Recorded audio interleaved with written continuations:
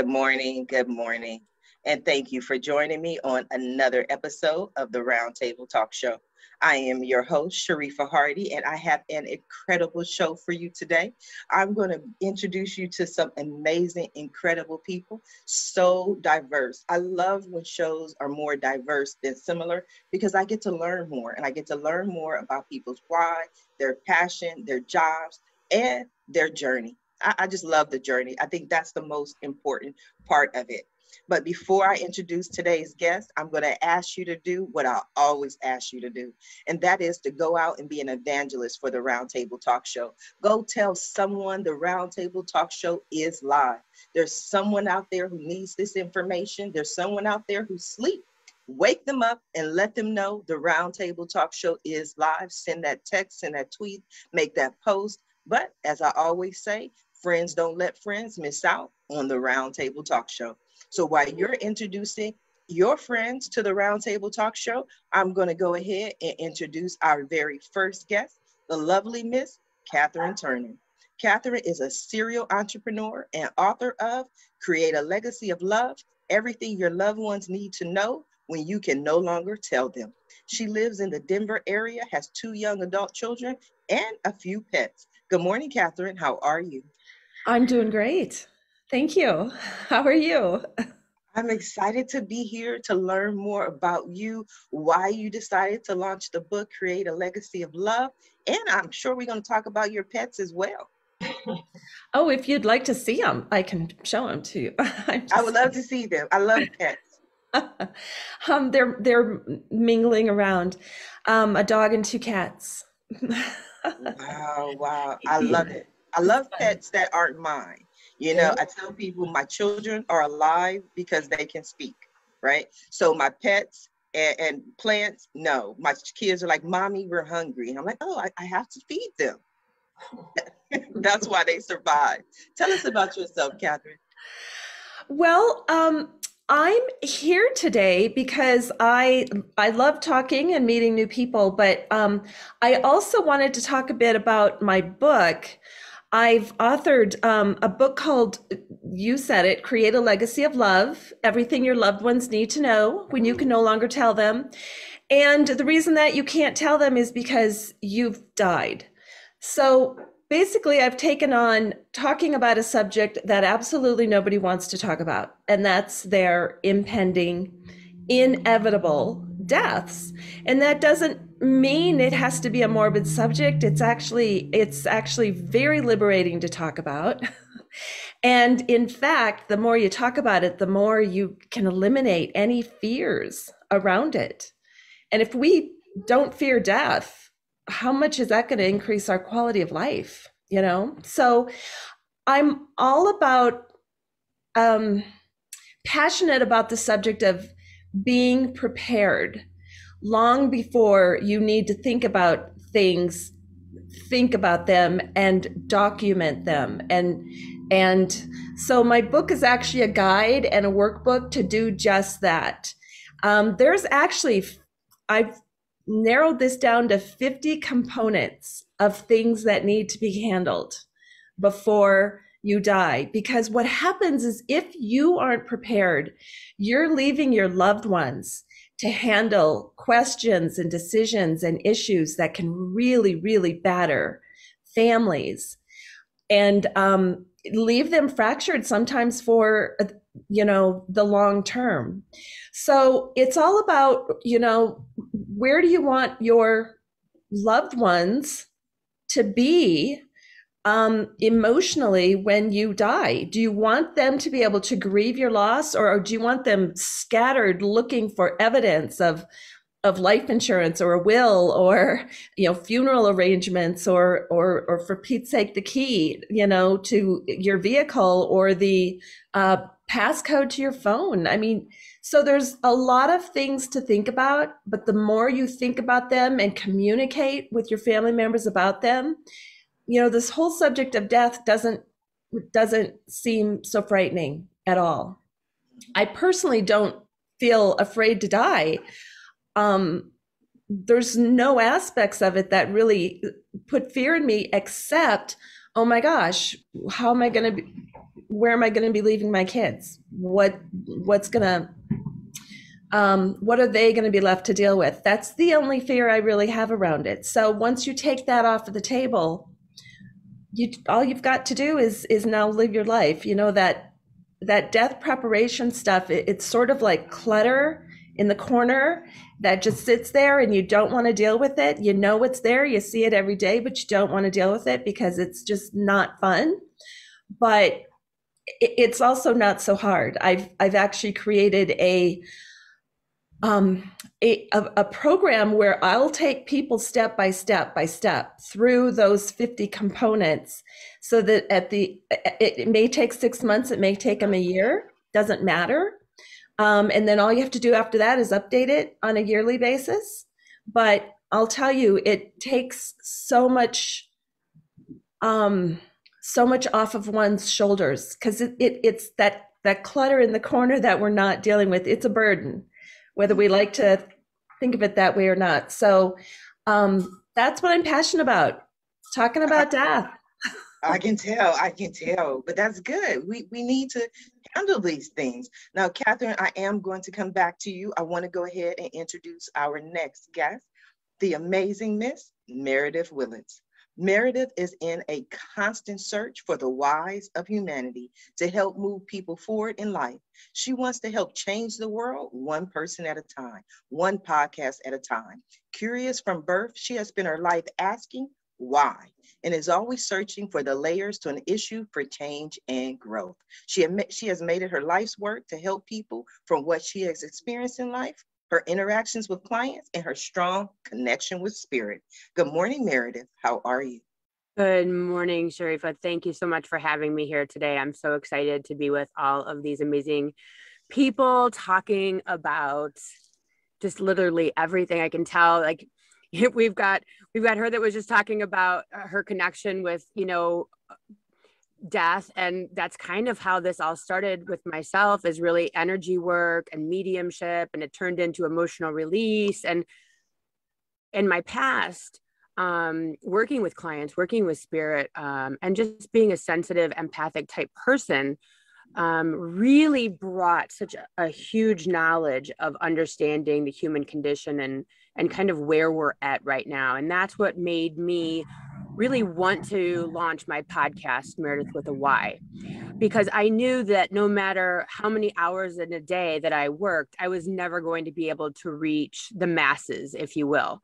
And so I created the podcast, and now I've actually gone to TikTok, where I'm almost at 30,000 followers in like 2 weeks, which has been kind of mind blowing. And so I'm able to reach even more people. And I know as long as my message resonates with people, which is really, my message is really bringing the power and energy back to self.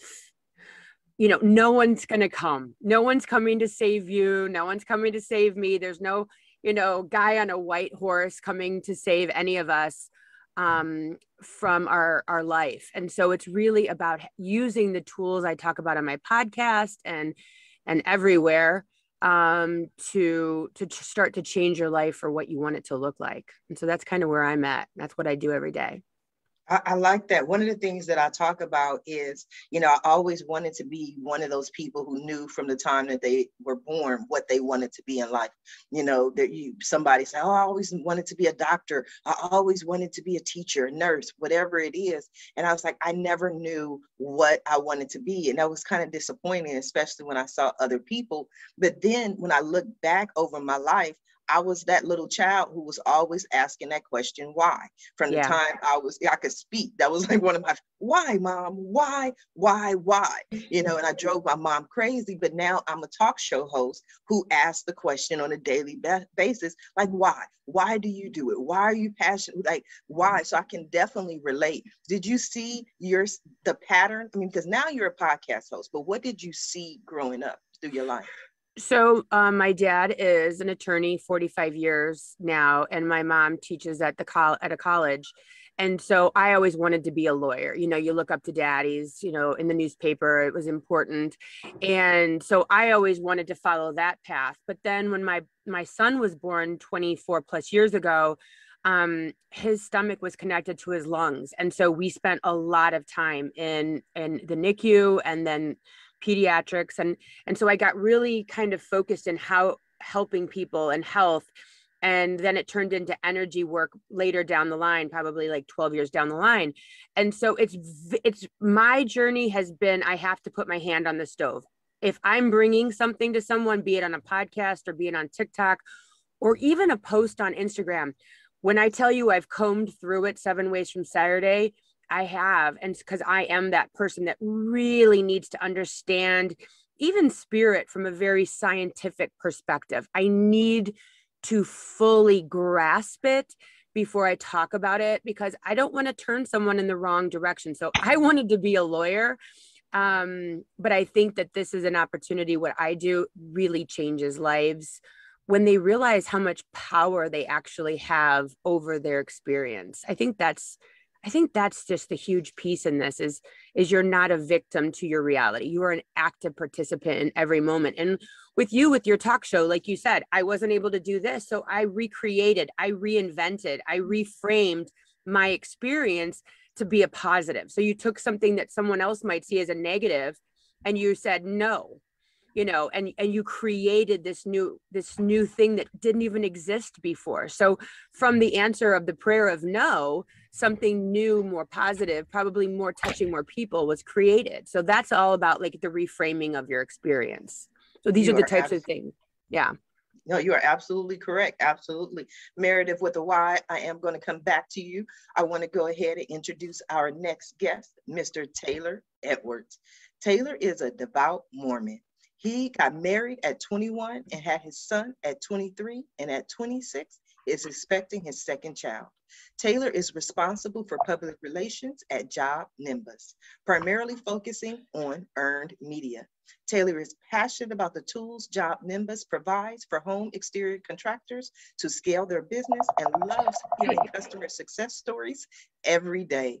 Good morning, Taylor. How are you? Hey, Sharifa, how are you? I am excited to learn more about you. Yeah, it's fun to be on the show. Thanks for having me. Well, tell us about yourself. I mean, a devout Mormon, 2 kids, in business, PR. What are you passionate about? Yeah, well, I'm really passionate about communication, and that's why I love public relations. I mean, it's just all about like figuring out who you're communicating with, what you're trying to communicate to them, what the story is that you're trying to get out there. And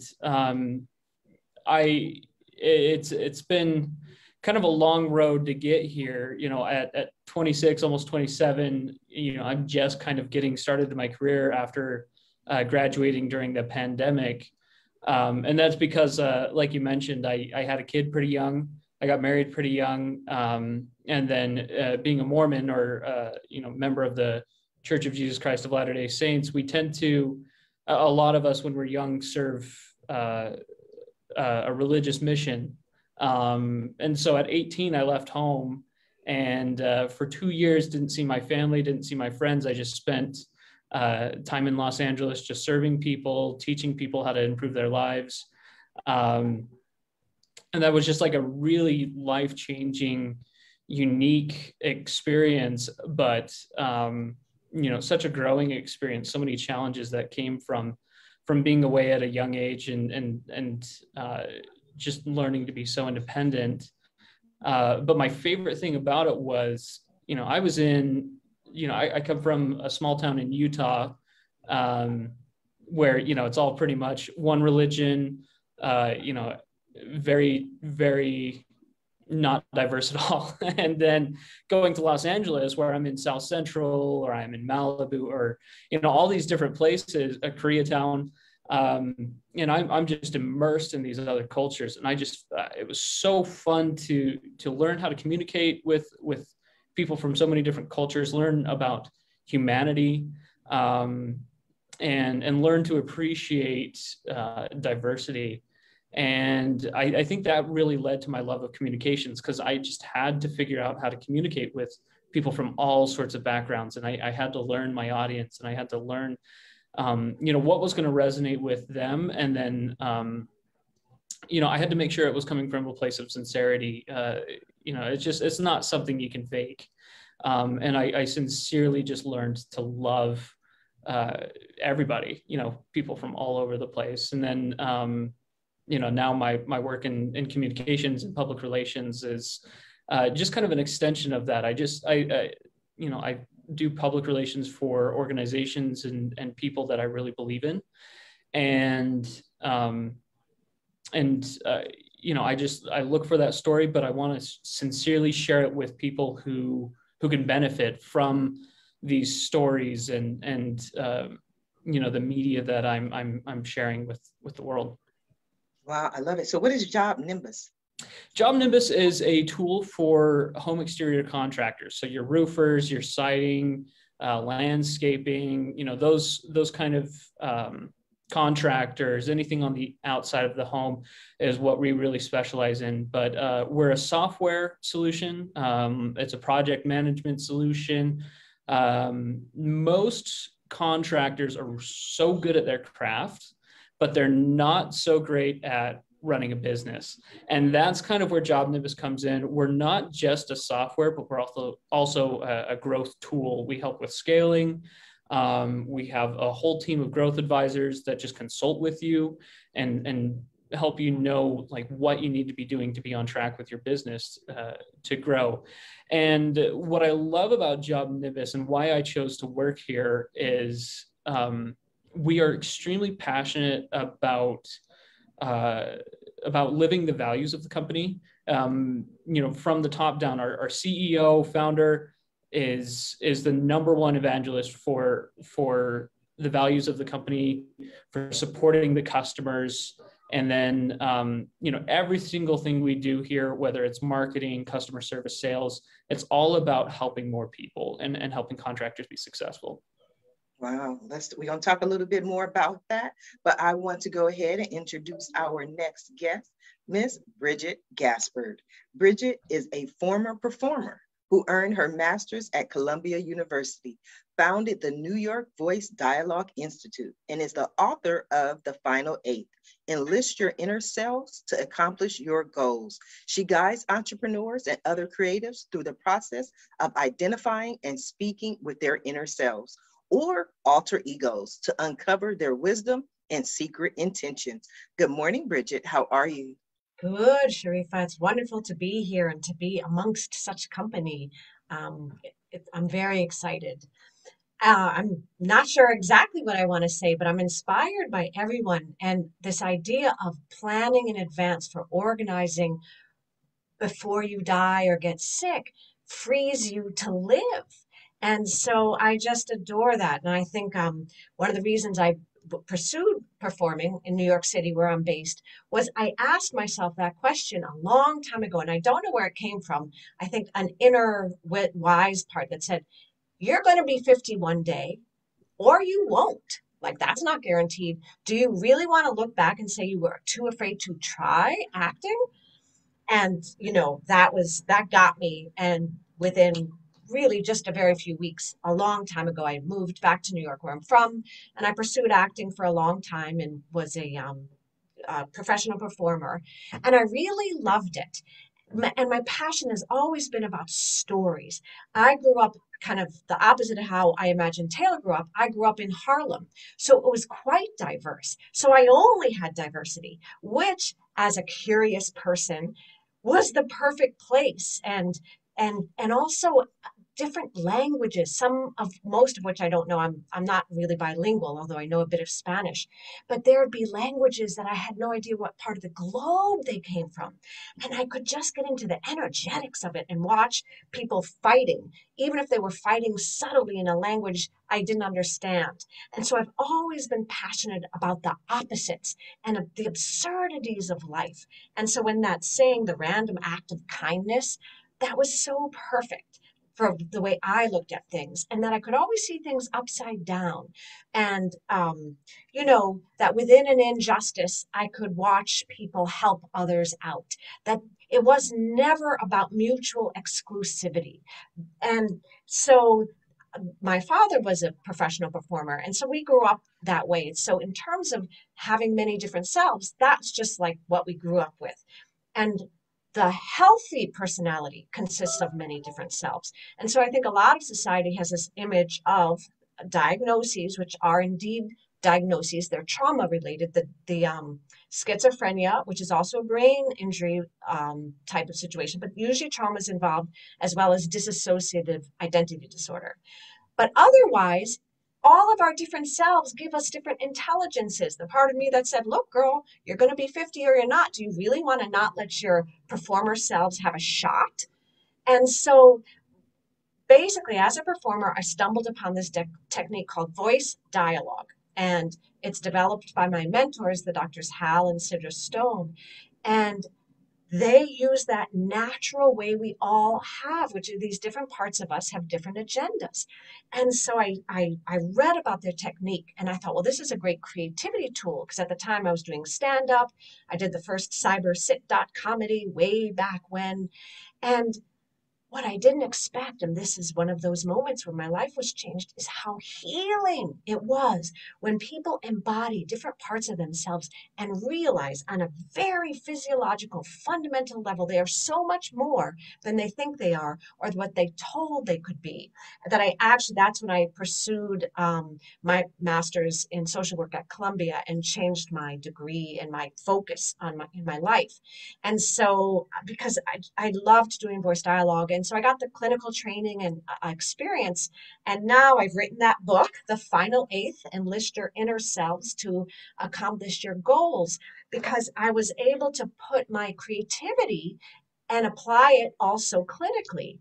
And this is about where you give inner permission to yourselves, maybe to get 7/8 of the way there, and then you're stalled in front of the finish line and you don't know what's going on. That happened in my practice over and over, and that was one of my wounds, and it was a mystery. I work hard. You know, some people say, well, I showed up today. I'm like, well, that's not my problem or my solution. I have shown up all the time. That's just something I do, but I would still get really brutally stuck, brutally in the sense that I was very sad.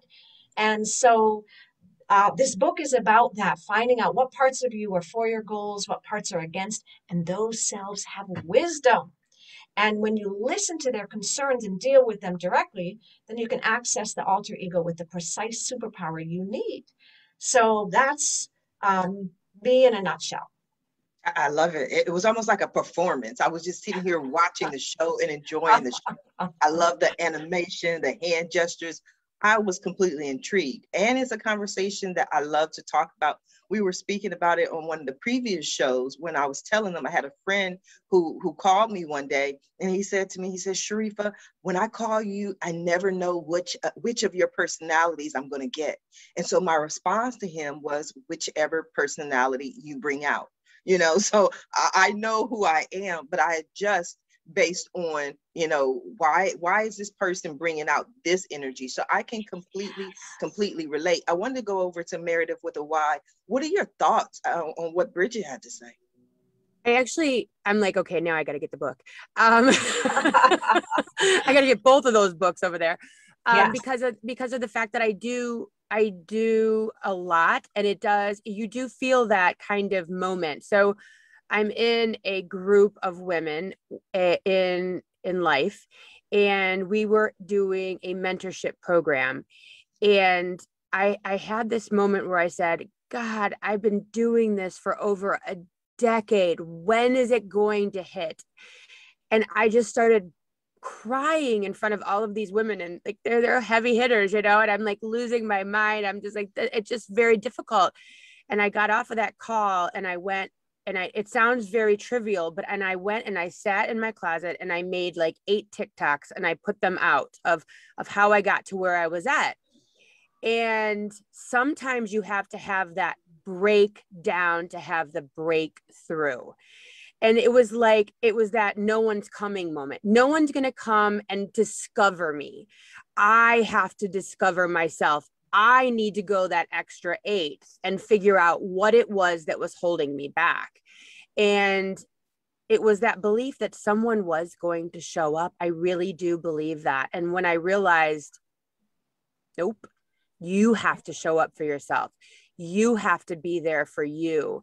And I'm actually doing a class right now about remothering self, which is to not look outward all the time, not look to mom, not look to dad, not look to your past, not look to your friends or even your husband or your children for self, is to really look to self for self when it comes to what you need in life.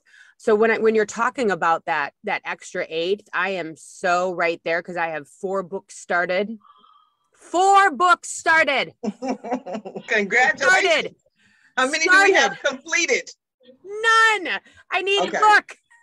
Okay, we can talk to Katherine. Katherine, have you ever had that experience where you're starting, you're out there? What are your thoughts? Oh, well, I tell you, starting's one of the hardest parts. It is. My book took me 8 years to write. I had no idea how I was going to get it done. You know what's crazy though is the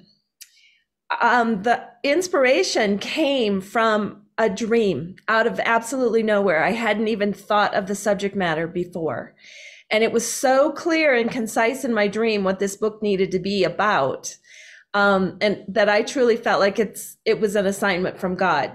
So I took that pretty seriously, but it took a long time for me to be able to get it started, because I was in a bad marriage at the time, and I wasn't getting any support. I was raising 2 kids. I was homeschooling. I was running another whole business. And I was just like, why would I be given this assignment to write this book? I have no idea how I'm going to do it. But, I just did it in little bits and pieces here and there, and it took me 8 years. So I'm here to tell you, don't give up ever. And then what's really crazy is once the book was written and it had it in my hand, it's like, okay, now the real work starts, because, again, Meredith, to your point, no one's going to come and discover my book. No one's going to make it happen. There is only one way to get this done. And I am starting to see why I was given the assignment, because I'm pretty damn determined to get this word out there, and I'll do what it takes, So yeah, the book wrote me in the end. So I know that feeling well. Have you written a book, Sharif? I have written 2. I have written 2 books. But the part that I was relating to was last Wednesday, Long Beach Post ran an article on me, and the subject of the article was Sharifa Hardy, queen of the DIY in business.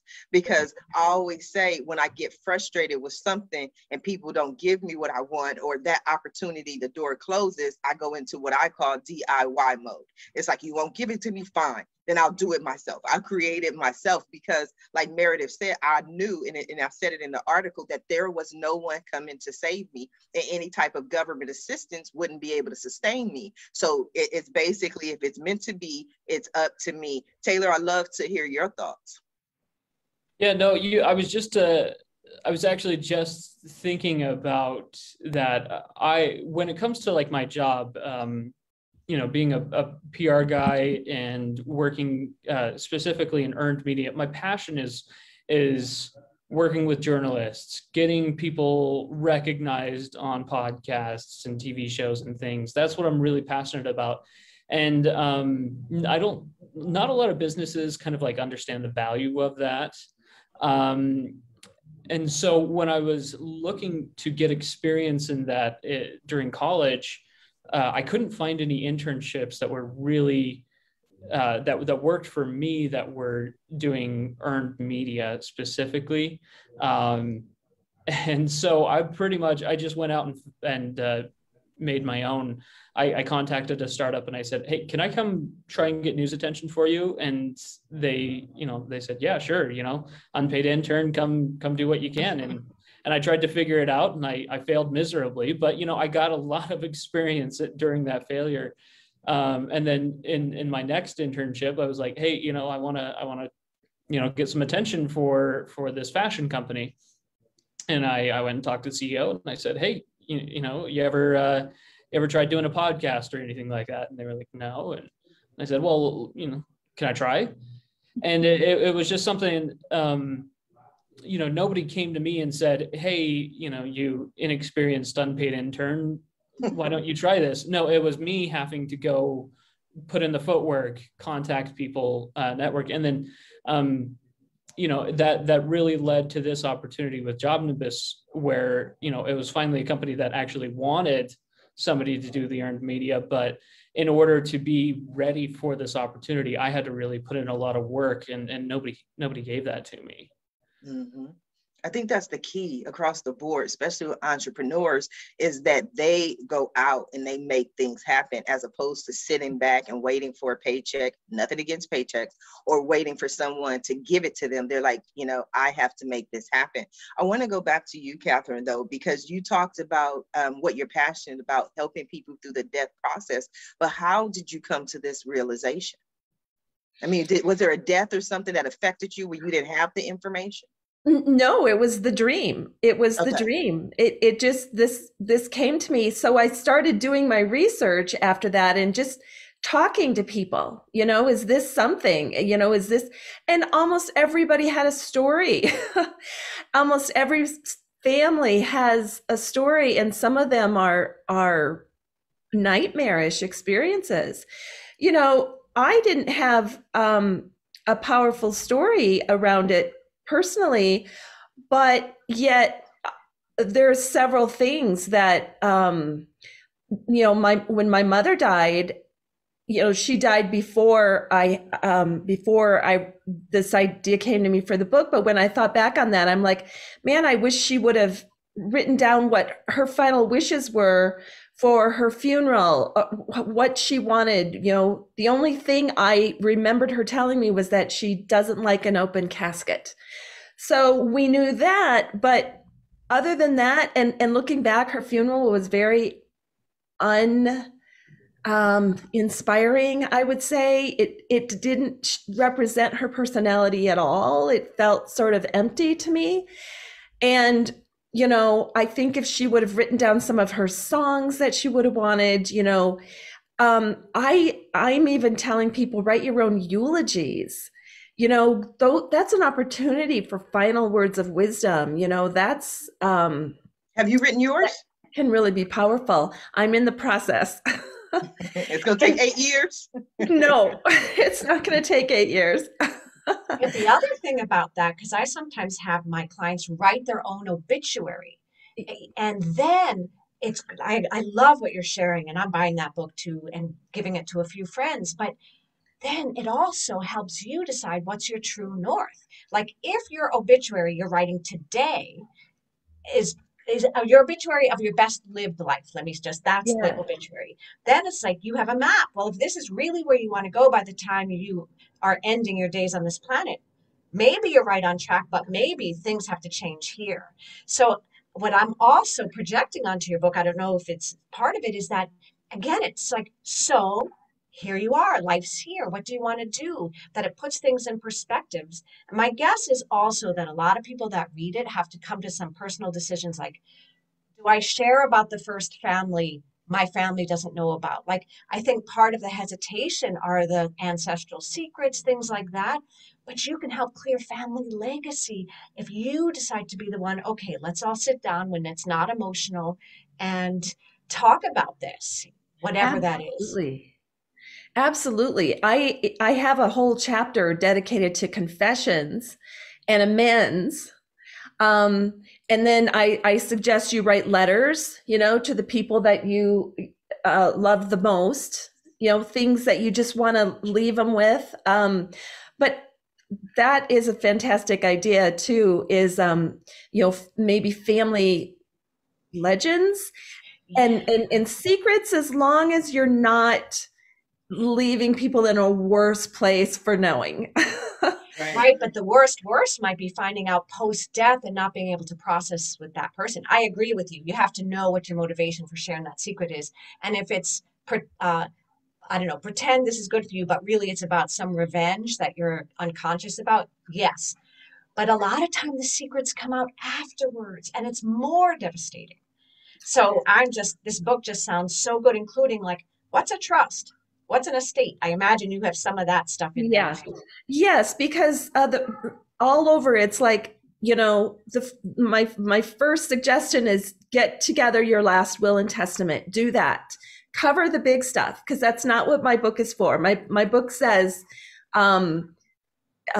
take care of the legalities. Get an advance directive together.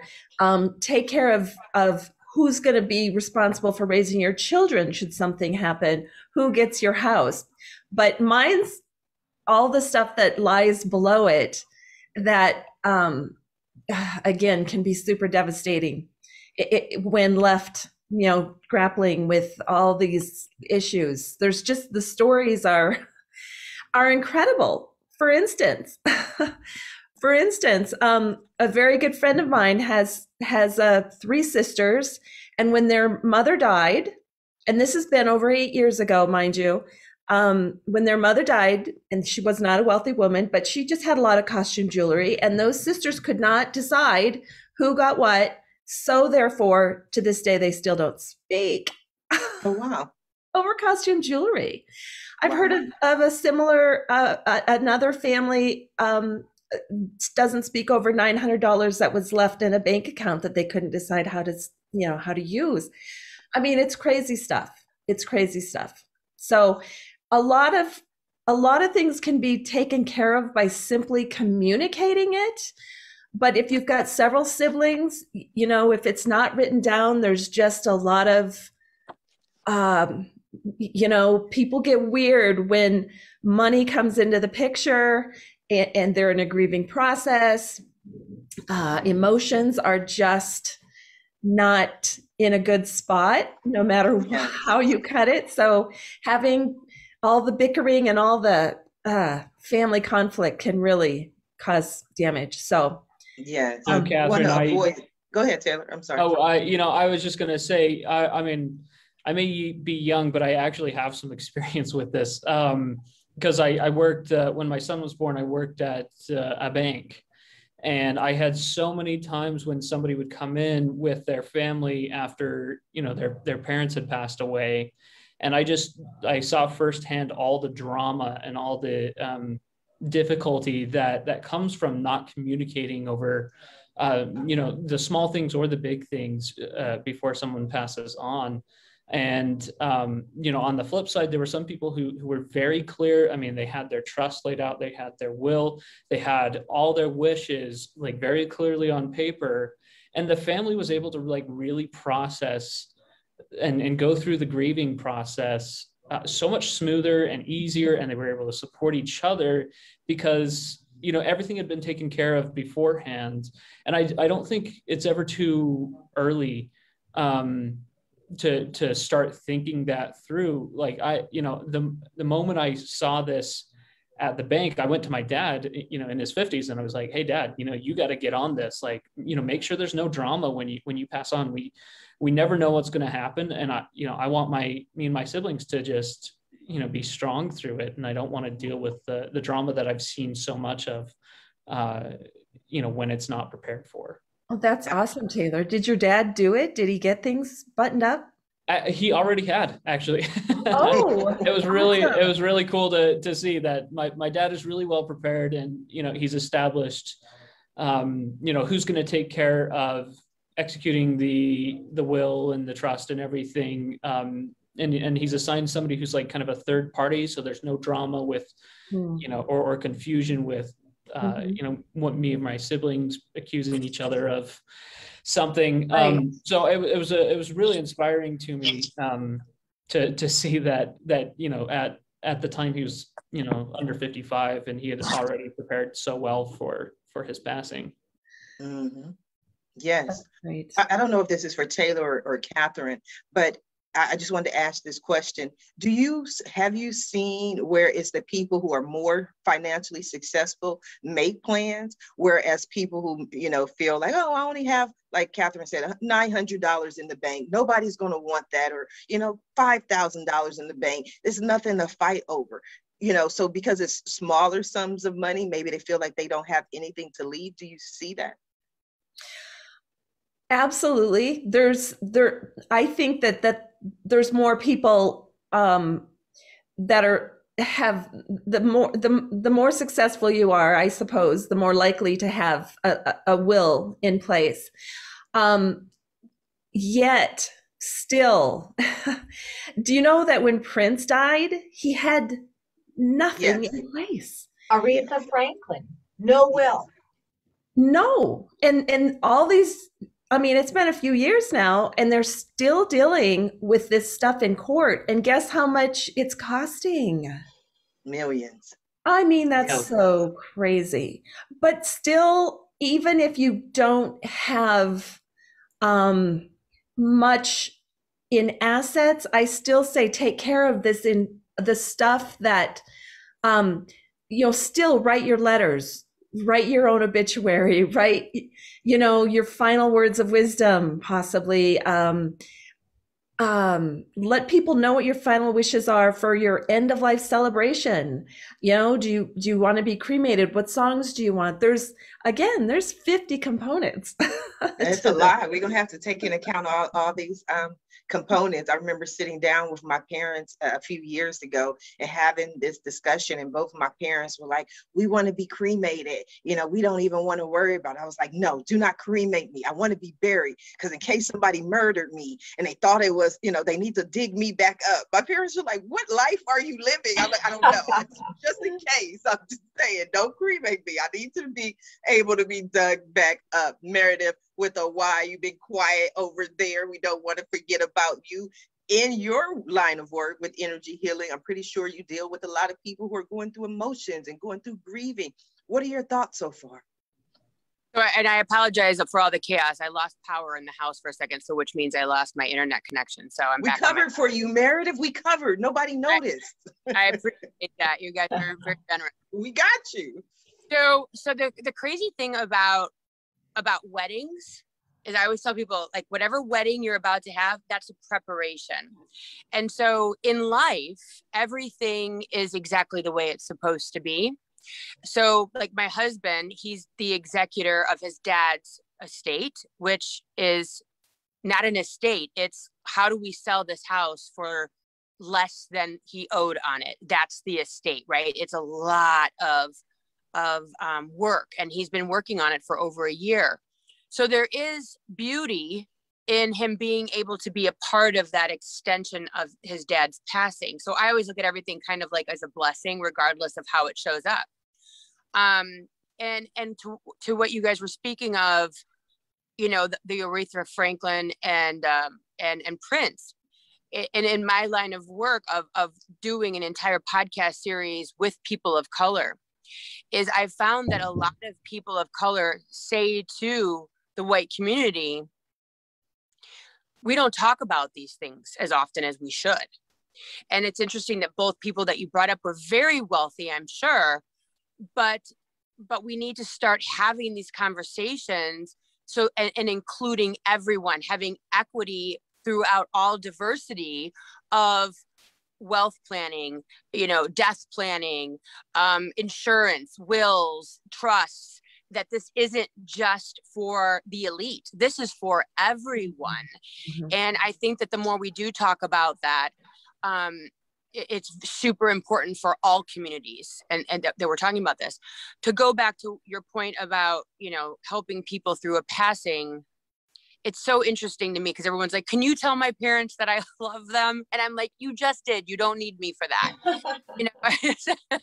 And so I kind of do the other end. I kind of tell you what they're saying, but I think it's just really important that we all understand how individually connected we are to spirit, and that they do play a role in our everyday life. They're never not with us, and people see signs and they don't want to believe it. Like, there's no way that my mom is really visiting me through coins or feathers or birds or numbers or whatever symbolism. But honestly, that's the easiest way for them to communicate with us. That, and very early in the morning through song lyrics. If you start singing a song in the morning that you are like, why in the world am I singing the Eurythmics? And then you look at the sweet dreams are made of them. Exactly. And you start looking up the lyrics and you're like, oh, wait, that's actually answering my problem that I was having yesterday. And so that's a way a lot of times spirit does communicate with us as well. But I think that to what everyone was speaking, it's so important that we have these conversations with everybody. And unfortunately, a lot of times, like, you know, when we do bring these problems to our parents and say, hey, have you planned? Sometimes they might get a little offended because they think that we're asking for something from them, you know, or they think that we want to plan their demise, or, you know, or that's all we're thinking about is what are we going to get?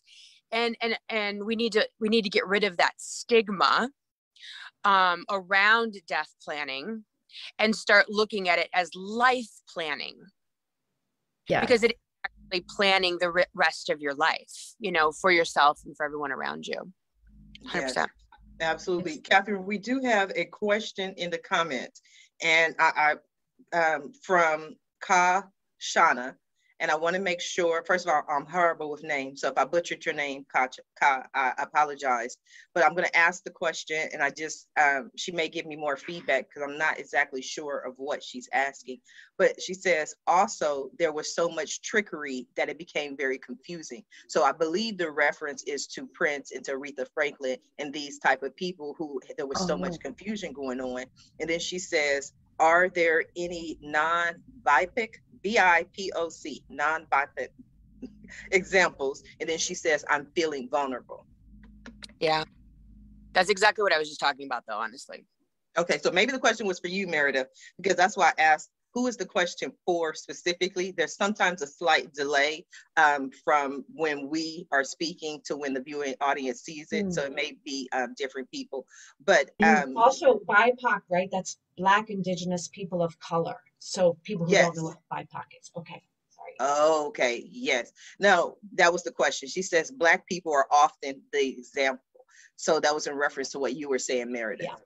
Yeah, and that, you know, and I don't want anyone to ever think that, like, I'm just talking about what people have brought to me and being aware of it. And, you know, everything from preparing for college savings to life insurance. And it doesn't matter. It's across the board. I have relatives that are as white as snow and have no will, you know, so it's not compartmentalized. Not at all. That she's like, you know, don't just pull out those two individuals, but it's super important that we do talk about the inequity of talking about these problems and talking about these opportunities for everybody to get involved. And so that is exactly what I'm talking about, is making sure that these conversations are for everyone. It's a planning and money and all that good stuff is for everybody. And they can be very, within the family, they can be very bonding, those conversations. You know, and what an opportunity to get to know your parent on a level, you know, as an adult child, on a level that you know, you may not have asked them questions before. That so there's a chapter in my book about writing your own eulogy, and so it's full of all these very personal questions. You know, what was your favorite job? What did you love about it? What was the worst, you know, most embarrassing experience you've ever had? I mean, there's some great questions. So we haven't asked, you know, we may not have asked our parents these questions. This is an opportunity, you know, to really get to know them. And then, and I also suggest that when you're having these conversations and they start telling some of these stories, be videoing it. You know, be videoing it, because that's just precious treasure. You know, our best, our most important history is still living within them, you know? Yeah. And I think it occurs to me, oh, sorry. I was just going to say, it occurs to me that if someone brings this book and this idea to their loved ones and family, you're letting them know you're open to hearing.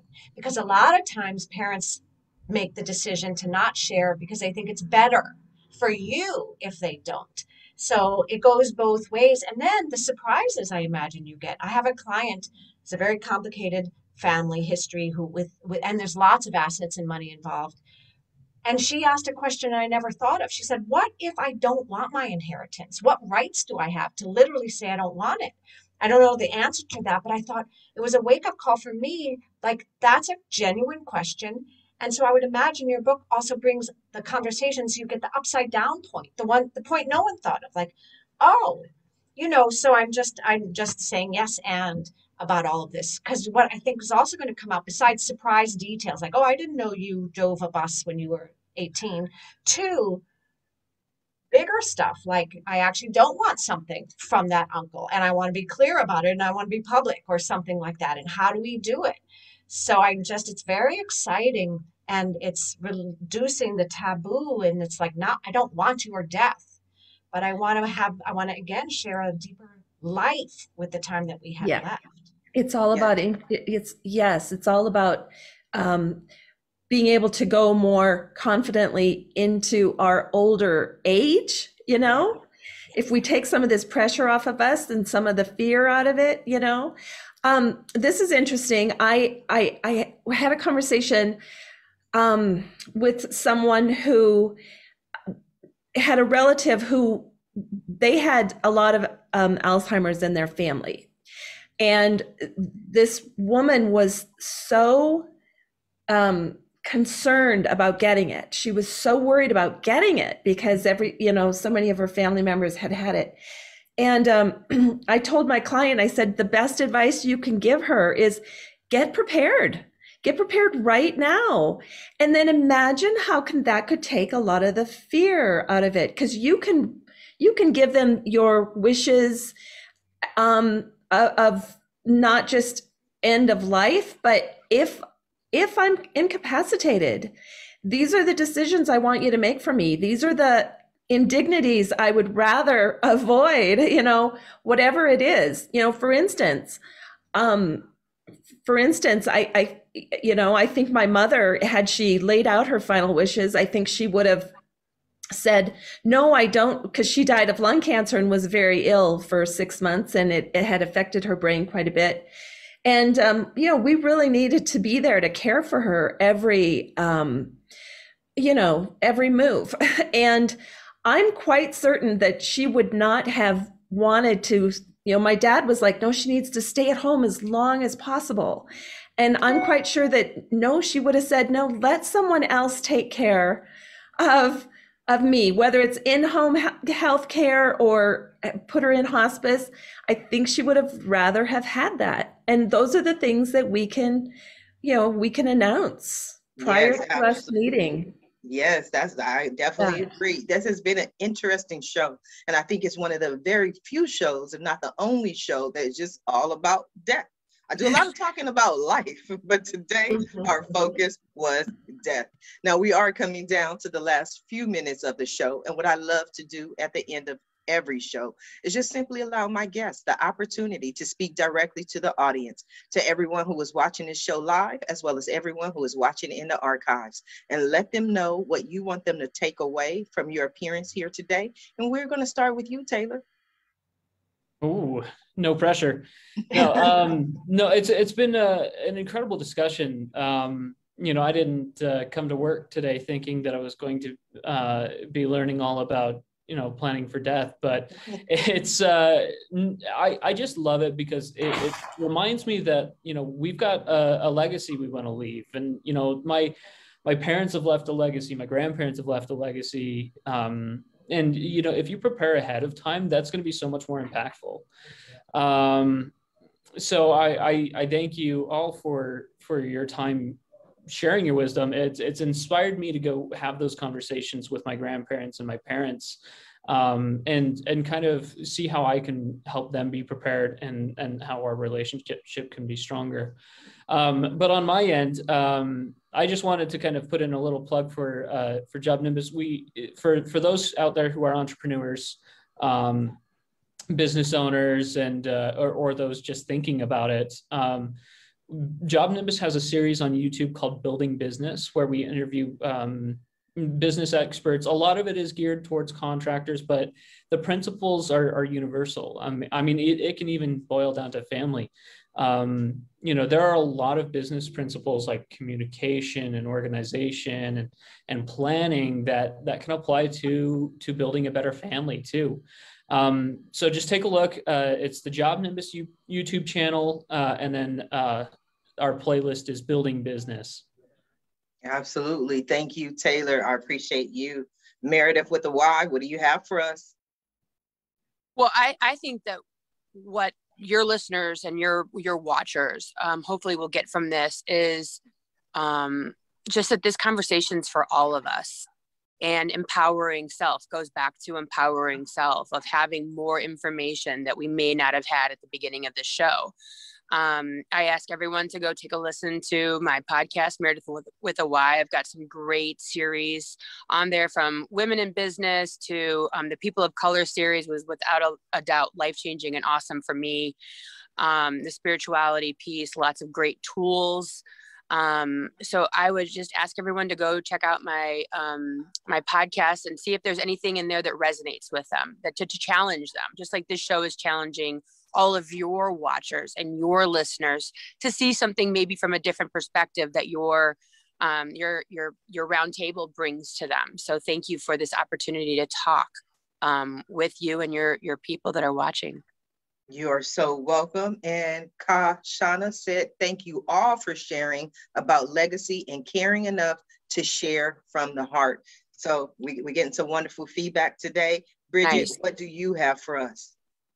I'm just really grateful to be here, and all of the different reminders, like that spirit is with us, and the dreams that if we listen to them. And I guess I just want to leave with Meredith with a Y, Bridget with two I's. That my book took many years to write also. And my inner critic, because I do different selves work, and I will put up this book because it eventually did get completed.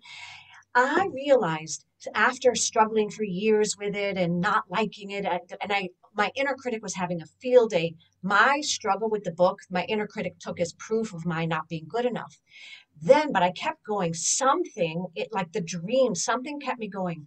Then I realized I stumbled upon a very important principle in the book. And I realized those 6 years, my inner critic was wrong. I needed those years because my book is better. And then my book, which starts with voice dialogue, which I learned from my mentors. And one of the plugs is every third Thursday at 8 p.m. Eastern, I offer a free voice dialogue learning lab. So just come on all over social media. It's free and you can see how it works. So anyone who views it will also have the experience. But then the second part of the book, which is the double bind that we put ourselves in, the selves that are for the goal versus the selves that are against the goal, and that the normal solutions from our usual selves don't work. They actually help tighten the clutch of the stuckness. And then I got to the idea of the double bind and how just dealing with the concerns literally melts it. If I hadn't struggled all those years, so I'm just saying, if it's 4 books right now, just keep going, echoing Katherine, because the other thing is, it's part of the process. If you don't do it, the book you end up with, I'll speak for myself, is not the book you expected. And so if you think, wow, this is kind of the divine purpose, this stuckness, so I actually can break through to a new truth, you'll have a whole different day right in the book than if your inner critic says, oh, want to start a 5th, or whatever your inner critic does similar to mine. So I'm thrilled to be here. Get my book. You can really dissect your different selves and what they want, and including the selves that are could get freed to live more fully. Thank you, Bridget with 2 eyes. I appreciate you. Katherine, what do you have for us? I want to leave you with this. We live lives full of stories and experiences and moments that take our breath away. And we work so hard to make every day count. And we plan painstakingly for life events like birthdays and anniversaries and weddings. I believe that if we start by first being unafraid to acknowledge and talk about our inevitable deaths, then prepare as thoroughly for death as we do for those other major life events, we allow for our legacies to transcend the boundaries of space and time. And to leave those most important to us in the best place possible is, in fact, the most loving thing we can do. And it impacts generations. And might it just be possible that if we've tied up our own loose ends and we've stated our final thoughts, that we may indeed remove any fear of our death? And if so, just how much will that improve our quality of life? So I just urge you to answer those questions for yourself and take action to create your own legacy of love. And to get started, you can grab my book. It's a $7 download, or if you want a hard copy, that's available too, at createalegacyoflove.com. I love it. Thank you, Katherine. I want to Thank thank you you. all for being guests on today's episode of the Roundtable Talk Show. And I especially want to thank everyone who tuned in to watch this show live, as well as everyone who is watching it in the archives. I definitely appreciate your support. I appreciate you watching the show. I appreciate you sharing the show. But I always ask, please support our guests. Pick up a copy of their books. Go and find out more about job numbers. Have a session with Meredith with a Y. But support our guests. Our guests are here this morning to support you, to provide their information, their strategies, and their journeys with you. So please support them. Follow them on social media, reach out to them, send them a message. And when you do, please let them know Sharifa Hardy says hi. Now, if you're interested in more ways that I can help your business, or maybe you want to be a guest on the Roundtable Talk Show, please visit my website at asksharifa.com. Until tomorrow morning at 8 a.m. Pacific, everyone have a safe and a blessed day. Bye now.